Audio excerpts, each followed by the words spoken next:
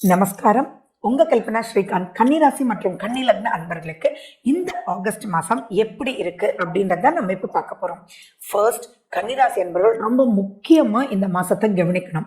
இதுல ரொம்ப முக்கியமா ஏன் கவனிக்கணும் அப்படின்னு சொல்றதுக்கு முன்னாடி நம்ம சேனல் இதான் ஃபர்ஸ்ட் டைம் பாக்குறீங்க அப்படின்னா சப்ஸ்கிரைப் பண்ணிக்கோங்க, பெல் பட்டனை பிரஸ் பண்ணிக்கோங்க, ஆல் என்ற ஆப்ஷனை சூஸ் பண்ணிக்கோங்க.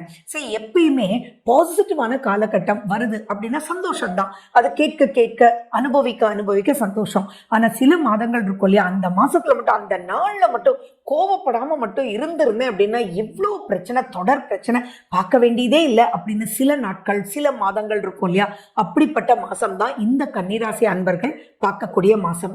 ஏன் இந்த வார்த்தை அப்படின்னா, உங்களுடைய ராசியிலேயே தான் செவ்வாய் அப்படின்றவர் இருக்கார். அந்த செவ்வாய் அங்க இருந்தாலே டென்ஷன் தான், மூட் ஸ்விங்ஸ், நிறைய ஃப்ரிக்ஷன்ஸ் இதெல்லாம் ஏற்படும். அறியாத கோபம், புரியாத இரிட்டேஷன். முதல் இட்லி சாப்பிடும்போது சாந்தம், மூணாவது இட்லிக்கு எங்க தான் வந்துச்சோ கோபம், ஆத்திரம்ன்றது புரியாத ஒரு நிலை உச்ச கட்டத்துக்கு இழுத்துட்டு போயிடும். செவ்வாய் மட்டும் இருந்தாலே அப்படி.